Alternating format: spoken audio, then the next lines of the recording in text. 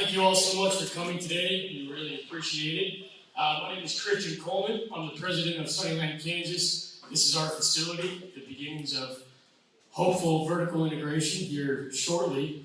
More on that later. But without further ado, I'd like to get started.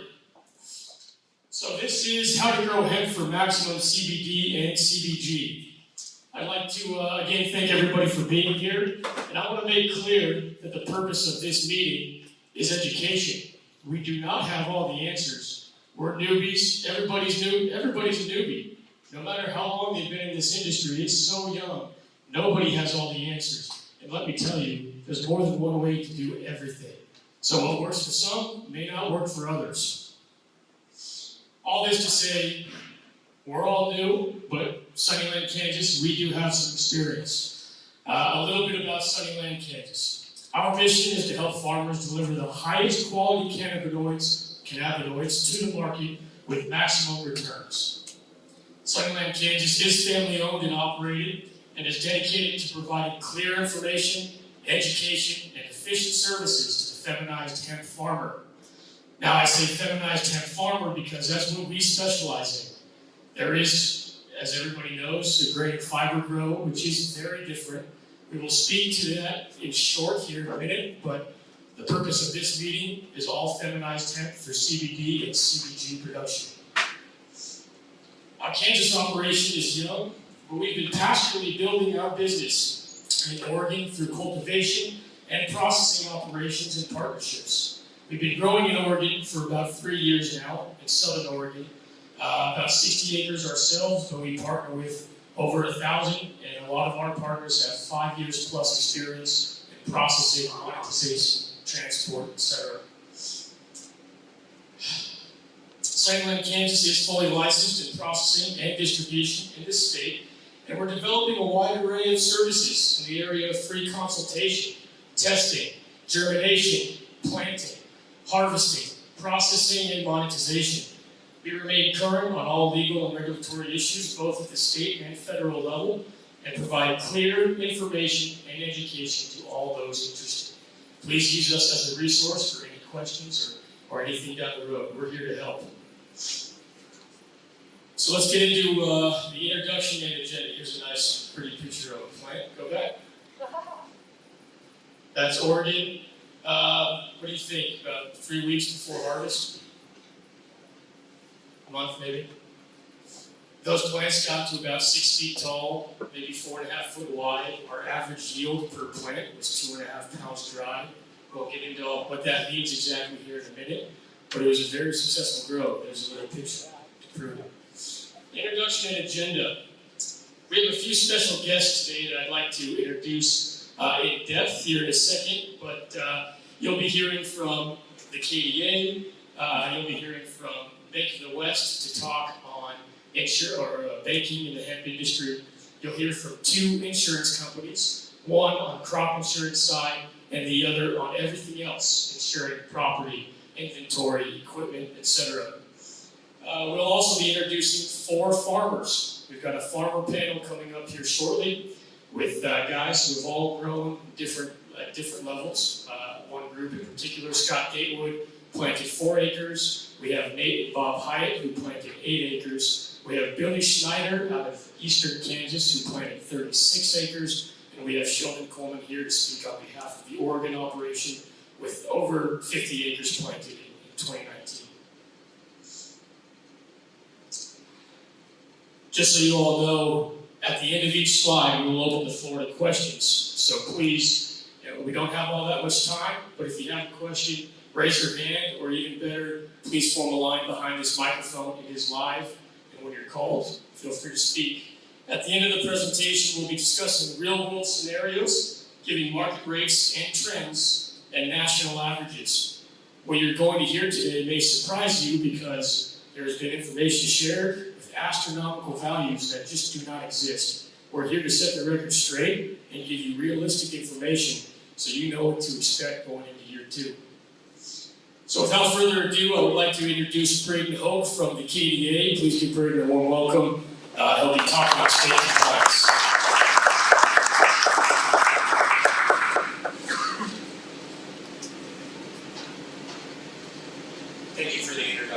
Christian. My name is Greg.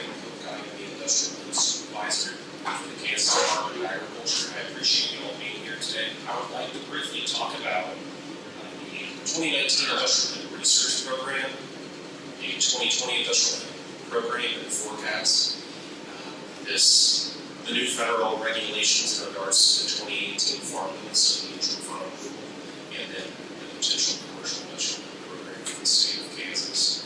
So we have some licensees in our crowd, Coleman's here in Sunnyland Kansas, licensed distributors and processors. So KDA licenses growers, distributors, processors, and state educational institutions to conduct research activities with industrial hemp. So of the licensees that are participating in the industrial hemp program now have applied for applications, all have applied for licenses through applications with the Kansas Dept of Agriculture. These individuals have received correspondence from us, and they had indication if they would like to license, they could. There's licensees that are associated with participation. So in 2019, we had received roughly 392 applications, and that was over 2 application periods. So we had 1 application deadline on March 1, and the legislature opened the deadline back up until June 1 with House Bill 2167. So of our licensees in 2019, we had at a peak 214 growers, and that encompassed roughly 5,800 acres. Of the 5,800 acres licensed in Kansas, there was 2,600 acres that were planted, so that's about 45% of licensed acreage.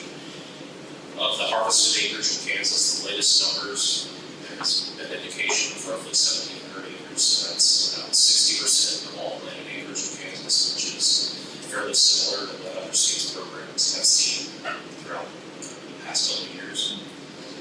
So general observations from the 2019 year, roughly 90% of all industrial hemp was grown for floor materials, cannabis oil, and 99% of it was grown outdoors, so there was very minimal licensed acreage that was grown in controlled environments or greenhouses or high tunnels.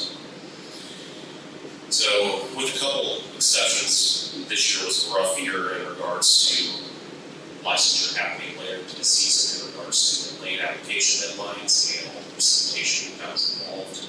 Our state educational institutions, their plots they had planted roughly 3 times significant stand because all the soil rusting and washing out of the seed.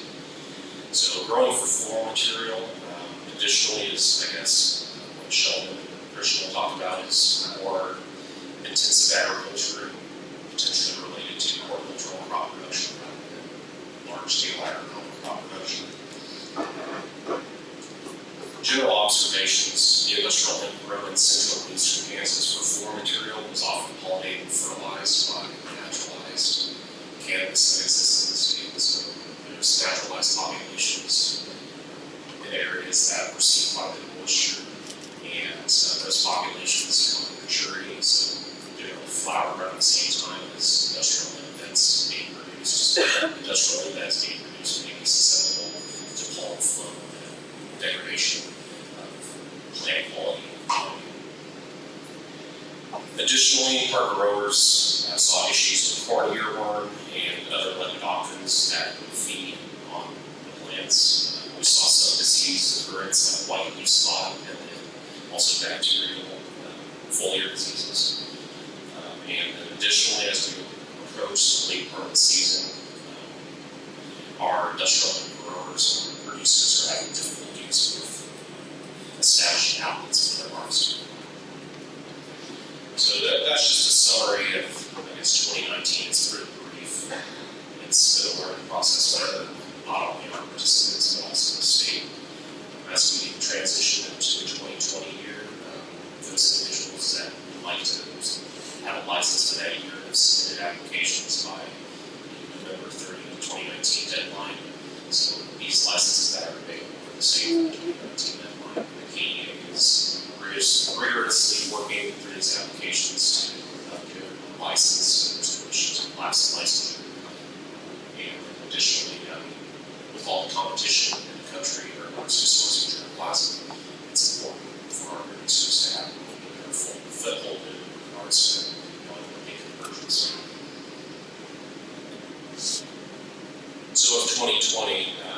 At this point, we've received roughly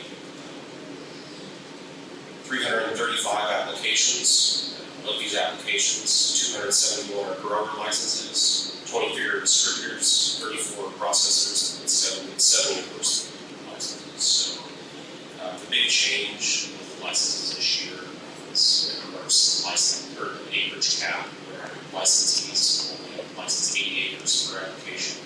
In 2019 or in 2020, licensed up to 320 acres.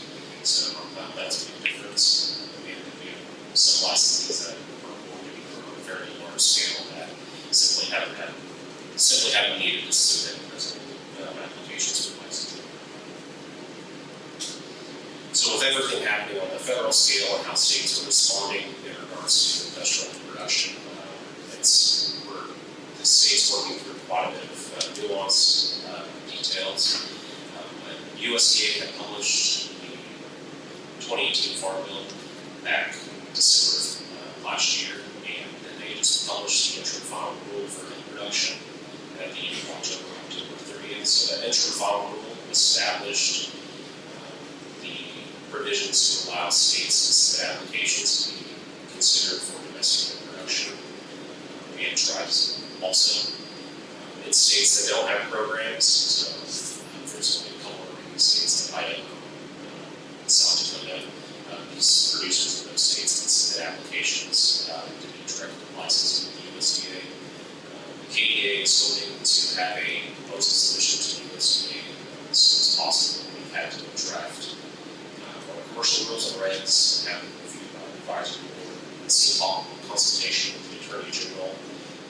So, in regards to the latest rule published, we're additionally drafting this to make a program that's acceptable by the USDA.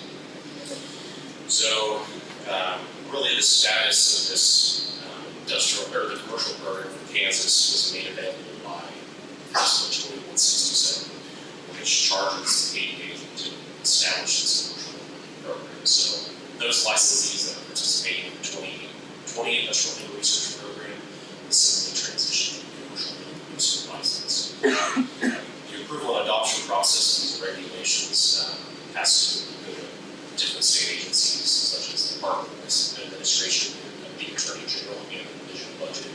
So this regulatory process can take roughly 115 days. So not something that happens quickly. At the same time, we're submitting those regulations to the state. USDA will receive those, and we'll probably have a response from the USDA sooner than we have from the state, because that timeline of approval and adoption for the state just takes So the KDA will be submitting comments to the USDA concerning the interim final rule, specific requirements they indicated. These concerns are in regards to the harvesting requirements established, crop insurance eligibility, the requirements for effective disposal of non-compliant crops, and the involvement of state educational institutions within this. So when we have the administrative rules and regulations approved and adopted at the state level, approved by the USDA, the transition to the commercial program. But at this time, since that approval and adoption hasn't happened, it's highly contingent on the process. If we would have a program for 2027, some states don't believe they can meet the USDA's requirements for 2020, but again, we're rigorously wanting to make this program available for everyone. So once it does become available, we will do another application period for individuals who want to see that in those services. So I really don't have much else to speak about, but I can take about 5 or 10 minutes of questions, and I don't know if there's potentially prefer later to talk to me if there is more clarification.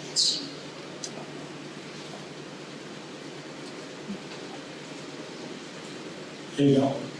I understand that December 20th is an advisory board meeting.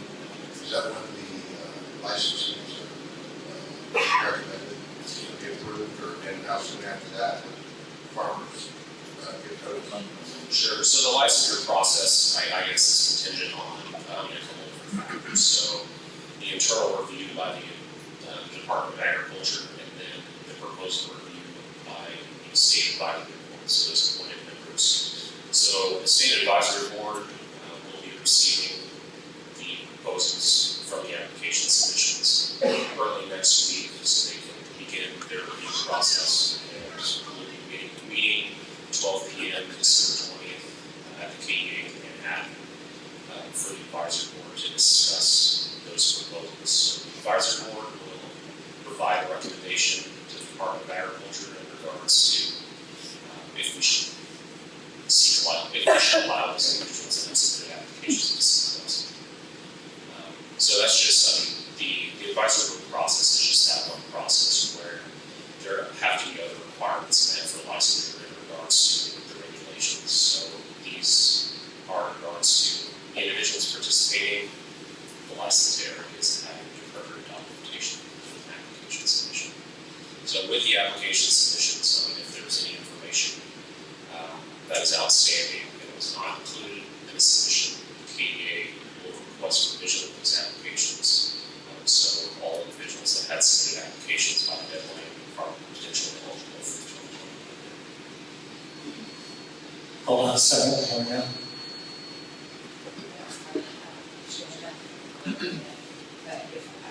If I were to apply today, whoever it is I'm supposed to fill out forms, about how long am I looking at to be legal to open this program? Brayden, can I just take a second? So for those that are new to Christian Jeanette, are new to the program, the research program from the old Farm Bill of 2014, it's kind of pilot projects around the country. We're still operating under that. There is going to be a transition to this commercial, and I want to ask you a question about that in a minute. But the applications are still now under this old research program. Those closed Right. for the year. Right. So when would be the Next year, if we continue, it'd be next year, a year from now. When it'd been November, end of November, those closed, right? Yeah, so currently the regulations for those participating in the research program are like KDA 434, 1 through 21. So we've drafted a new set of regulations that continues on from that. So when we have new regulations approved and adopted, those old regulations won't have any effect in the program because we'll be in a different program. They'll essentially be withdrawn. So the next eligibility for application submissions would be not until we have a commercial program available, which then individuals can apply as a producer. And then there's different licensing requirements for that commercial program that individuals in the research program wouldn't have to have done. But in regards to licensure, if someone's wanting to have a little bit more assurance heading into 2020, they can apply for this research program too. So, every state at this point is operating as the 2014 Farm Bill. So no state has commercial hemp production at this time. But once it goes to commercial, and that's unpredictable, as Brayden said, from all these government agencies that have to coordinate, federal and state, they'll finally get the commercial in action. Then you'd be able to, that could be 3 months at the earliest from a commercial bill being active in the state of Kansas.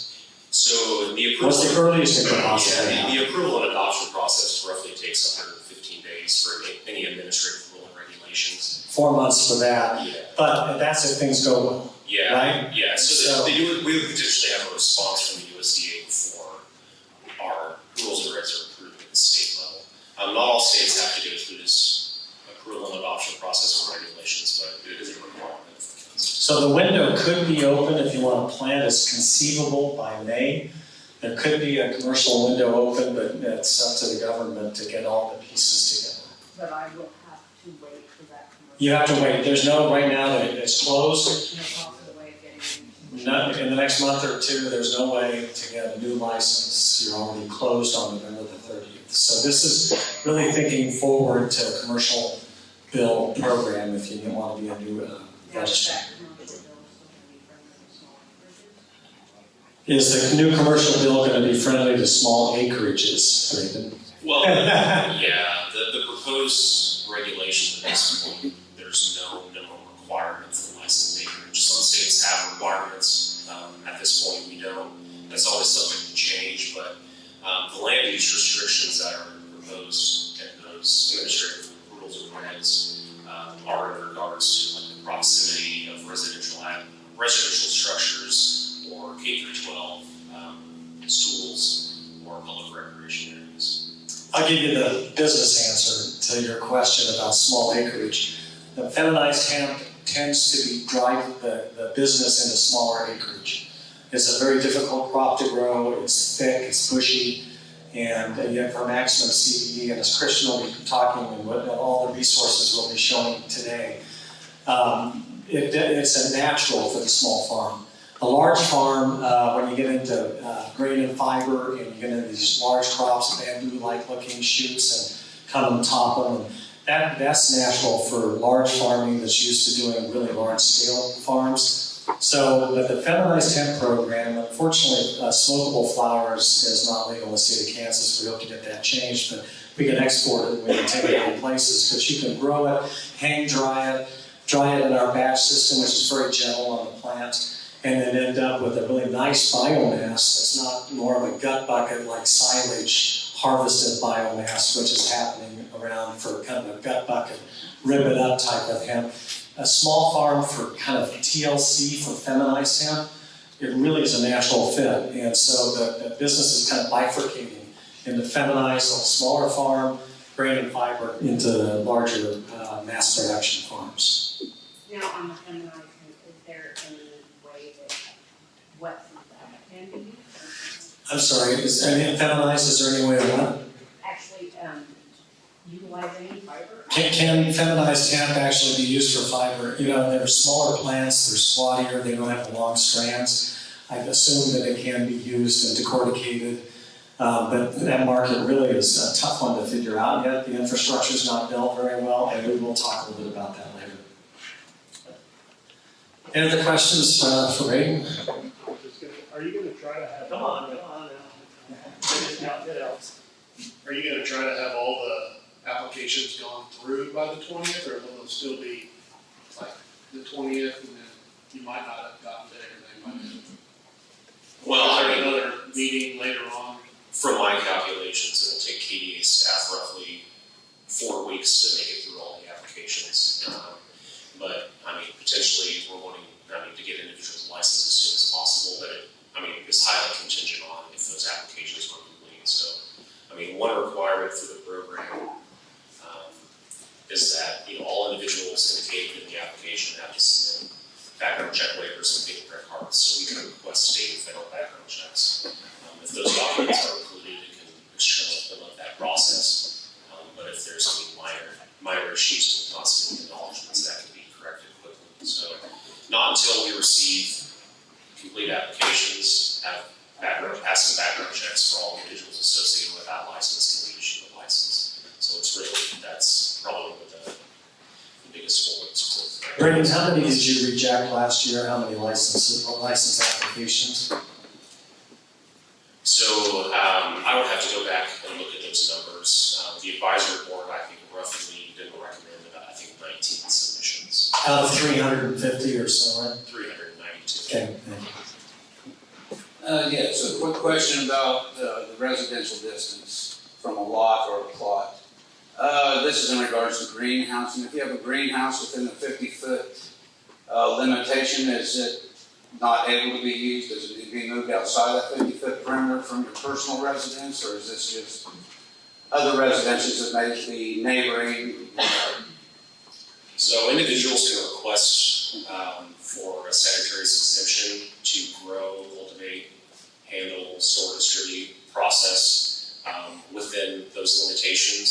So it's extremely contingent on the situation. So if an individual submits an application that potentially has a greenhouse structure within 50 feet, they can request secretary's exemption. That will be reviewed and then the determination will be made. Another question back here? If I'm a licensed grower, am I able to help another person harvest their crop, another grower, without being on their license? So currently for the research program, you would have to be included on another individual's license. So the way that works, the KDA is really licensing the areas that these activities are going to occur and the individuals that will be conducting the activities in that specific area.